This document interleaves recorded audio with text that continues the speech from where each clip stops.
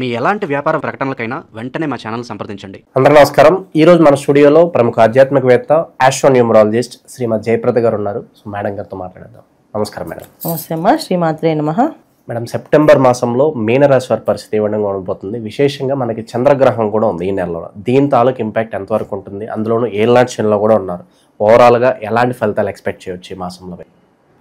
September మాసంలో మీనరాశి వాళ్ళకి జనరల్గా ఉండే ఆలోచన ఏంటంటే, ఎప్పుడైనా సరే భగవంతుడి మీద ఎక్కువగా నమ్మకం ఉంటుంది. సో భగవంతుడు మించిన శక్తి ఏది కాదు అన్న నమ్మకం వీళ్ళకి ఎక్కువ. మీనరాశి వాళ్ళకి ఏదైనా అన్నీ వింటారు, కానీ మళ్ళీ దేవుడి మీద భారం వేసేసి ముందుకు వెళ్తుంటారు. అదొక ధైర్యం వీళ్ళకి. ఆ ధైర్యం ఈ మాసం చాలా ఎక్కువగా ఉండాలి వీళ్ళకి. అది ఉండాలని మనం కోరుకోవాలి. ఎందుకంటే ఈ మాసంలో మీనరాశి వాళ్ళు చంద్రగ్రహణం ఎఫెక్ట్ అనేది కాకుండా, మీనరాశిలో శని భగవానుడు వక్రించున్నాడు, దానివల్ల ఎఫెక్ట్ కాదు. కానీ పంచమ స్థానంలో శుక్రుడు ఉన్నాడు వీళ్ళకి. పంచమ స్థానంలో శుక్రుడు ఉండడం వల్ల ఏంటంటే, కొన్ని ఇవన్నీ మీకు వల్ల అవుతుంది అని చెప్పి ఒక వ్యామోహంలో పడడం కానీ, ఒక కోరిక కలగడం కానీ, చేయగలం అనే నమ్మకం రావడం కానీ, ఒక ధైర్యాన్ని ఇవ్వడం కానీ, ఇవన్నీ కొన్ని చేస్తుంటారు. ఎందుకంటే పూర్తి శుభగ్రహమైన శుక్రుడు కర్కాటక రాశిలో ఉండడం వల్ల ఏంటంటే, చంద్ర శుక్రులు అక్కడ అంటే చంద్రుడు రాశిలో శుక్రుడు ఉండడం వల్ల ఏంటంటే, ప్రతిదీ చేయగలము అనే ఒక కాన్ఫిడెన్స్ బాగా ఎక్కువగా ఉంటుంది వీళ్ళకి. ఉండి చేద్దామని చెప్పి ఒక అడుగు ముందుకు వేసి వెళ్ళడం ఉంటుంది. వెళ్ళడం వల్ల చేయడం వల్ల ఇవన్నీ మంచి ఫలితాలు రావాలని కోరుకుందాం. కాకపోతే ఏంటంటే, ఇక్కడ సప్తమ స్థానంలో కుజుడు, దానివల్ల ఏంటంటే సంబంధ బాంధవ్యాల్లో ఎప్పుడైనా సరే మనం బయటికి వెళ్ళేటప్పుడు సప్తమ స్థానం అంటే 7వ స్థానాన్ని ఎప్పుడు నేను చూస్తాం అంటే, వ్యాపారం కానీ, ఉద్యోగం కానీ, భార్య కానీ, భర్త కానీ ఎలా ఉంటారని చూస్తాం. అక్కడ పాపగ్రహం ఉన్నప్పుడు ఏమవుతుందంటే, పాప ఫలితాలే వస్తాయి, శుభ ఫలితాలు రావు. ఈ శుభ ఫలితాలు రావాలని మనం అనుకున్నప్పటికీ కూడా అక్కడ పాప ఫలితాలు కుజుడు ఉన్నంతకాలం జరుగుతుంది. సో ఈ కుజుడు ఎప్పుడు దాకా ఉన్నాడు మనకంటే, సెప్టెంబర్ 13 వరకు ఉన్నారు. ఈ 13 తర్వాత కాస్త ఏదైనా మెరుగైన ఫలితాలు రావచ్చు.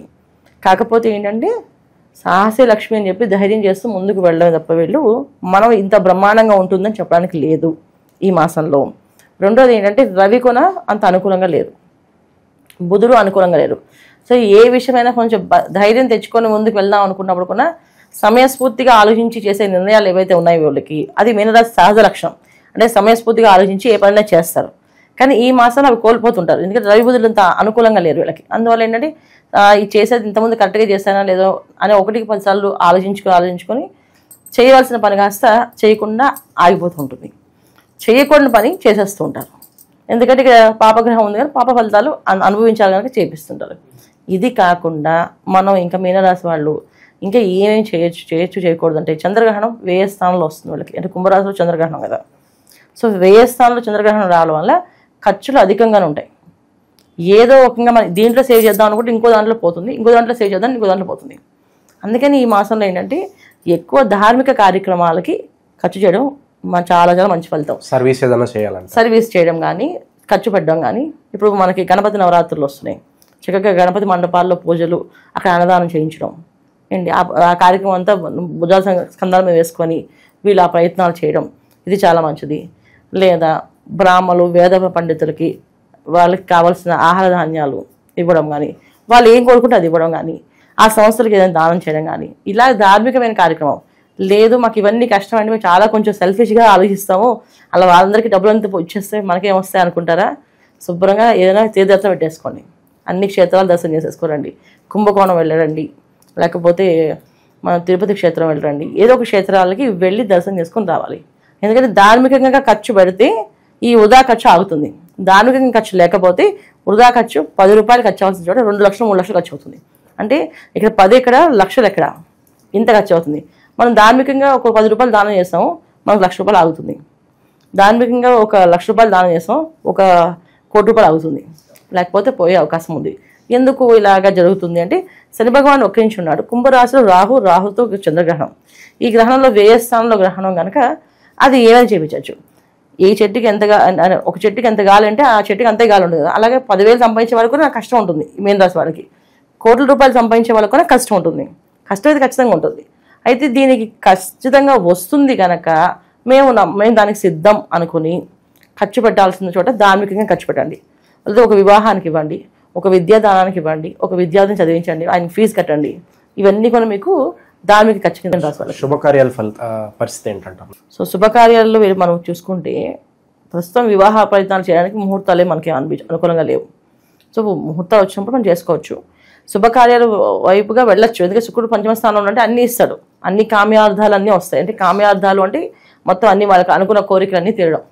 ఇల్లు కట్టుకోవాలనుకున్నా, స్థలం కొనుక్కోవాలనుకున్నా, వివాహ ప్రయత్నాలు ఉన్నా, సంతానం కోసం ఎదురు చూస్తున్నా, ఏదో ఉద్యోగం కోసం, ఏదైనా ప్రమోషన్ కోసం చూసినా, వ్యాపార అభివృద్ధి కోసం చూసినా, ఇవన్నీ కూడా అది కామ్యార్థం వస్తుంది. ఈ కామ్యార్థంలో జరుగుతాయి. కానీ జరిగే ప్రాసెస్లో మన జన్మజాతకం సంబంధించింది సరి చూసుకోకపోతే గోచారీత్యా ఫలితాలు మనకి బాలేవు.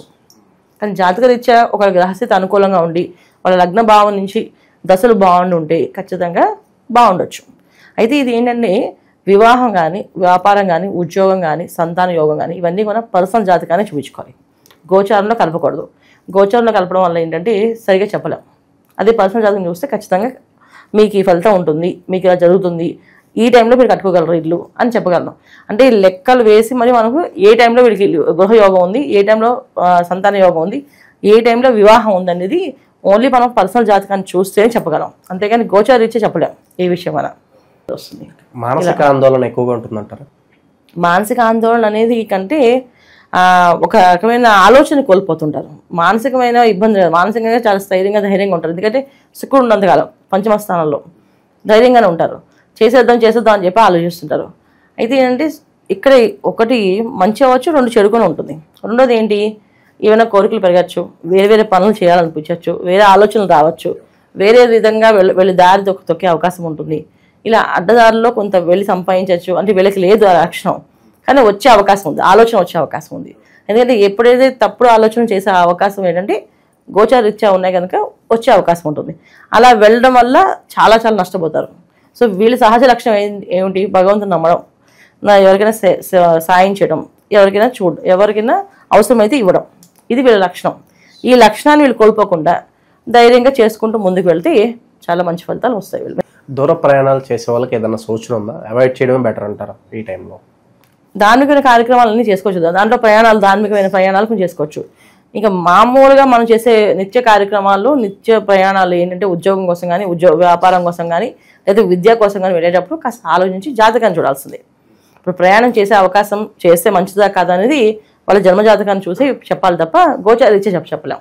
ఎందుకంటే గోచారీత్యా చెప్పడానికి ప్లానటరీ కండిషన్, గ్లోబల్గా ఉండే ప్రతి పరిస్థితులన్నీ కూడా మనకి వ్యతిరేకంగా ఉన్నాయి.